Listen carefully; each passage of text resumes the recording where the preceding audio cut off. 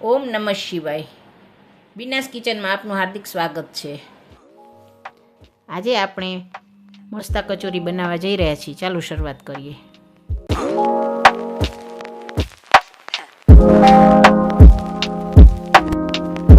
આ કચોરી બનાવવા માટે આપણે 2 વાટકા જેટલો મેંદાનો લોટ લીધેલો છે અને તેમાં મીઠું ઉમેરેલું છે.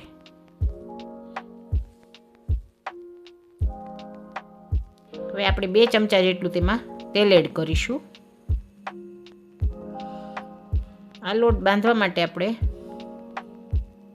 મુઠ્ઠી પડતું મોણ લેવાનું છે.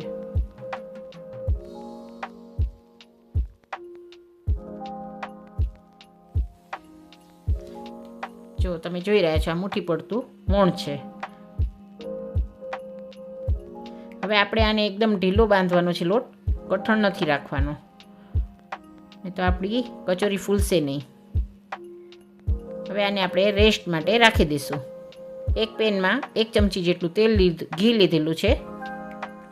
તમે તેલ પણ લઈ શકો છો. તેમાં 300 ગ્રામ જેટલા વટાણા ફ્રેશ એડ કર્યા છે અને તેને શેકી લઈશું.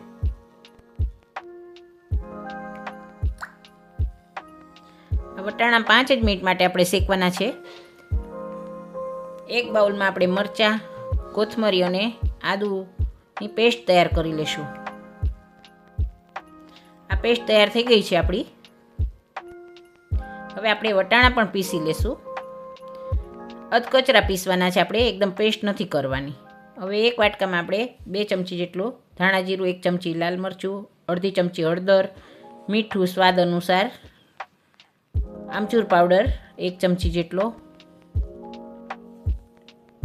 અને 1 ચમચી જેટલું જીરું પાવડર છે, અડધી ચમચી ગરમ મસાલો, સંચર પાવડર છે, 1 ચમચી વરિયાળીનો પાવડર. વરિયાળીથી તેનો બહુ સરસ ટેસ્ટ આવે છે. એક પેનમાં આપણે 1 ચમચી ઘી લઈશું. તેમાં જીરું અને હિંગ નાખીને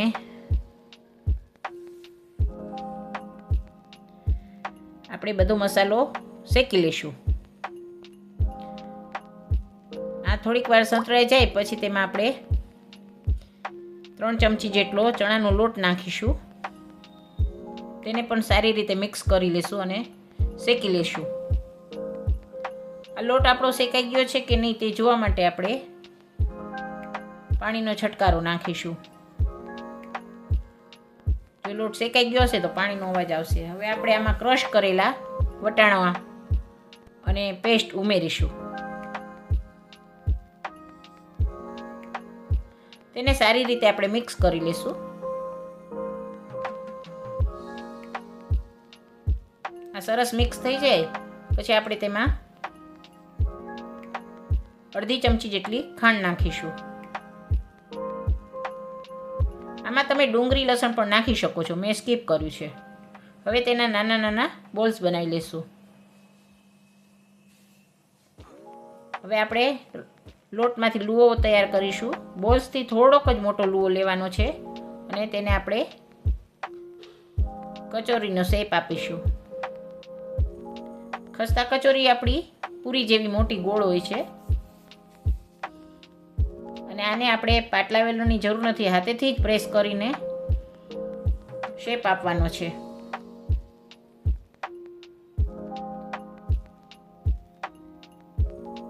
બીજી પણ એવી જ રીતે તૈયાર કરી લઈશું. ફૂટે નહીં તેનું ધ્યાન રાખવાનું છે. લુઆ હવે આપણા તૈયાર થઈ ગયા છે. હવે આપણે હાથેથી તેને પ્રેસ કરીને પૂરી જેવડી બનાવી લઈશું.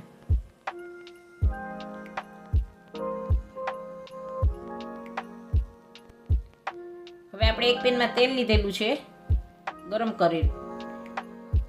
આને બહુ ફૂલ ફ્લેમ ઉપર નથી કરવાનું, સ્લોમાં જ કરવાનું છે, સાવ સ્લોમાં. જો તમે એકદમ ફૂલ ફ્લેમમાં કરશો તો તરત જ તળાઈ જશે અને કાચી રહેશે. આને ધીમે તાપે જ તળવાની છે. તો તૈયાર છે મારી કચોરી. હવે આ આપણે ધીમા તાપે તળી લઈશું.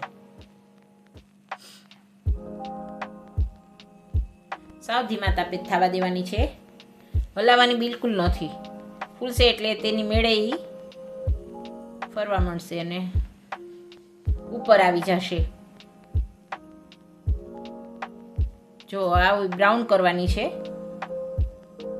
આપણે પાછળથી 2 મિનિટ માટે જ ફૂલ કરવાનો છે ગેસ, બાકી ધીમા તાપે જ થવા દેવાની છે. તો તૈયાર છે આપણી આ ખસ્તા કચોરી. તેમાં મેં મીઠી ચટણી અને સેવ સાથે ગાર્નિશિંગ કરેલું છે.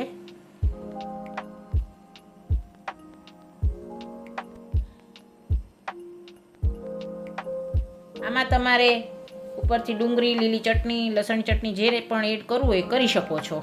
મેં 2 જ વસ્તુ નાખેલી છે, બી અને સેવ અને મીઠી ચટણી. તો તૈયાર છે મારી ખસ્તા કચોરી. જો તમને મારી રેસીપી ગમી હોય તો તમે મારો વિડીયો લાઈક, શેર અને સબસ્ક્રાઈબ કરજો. Thank you.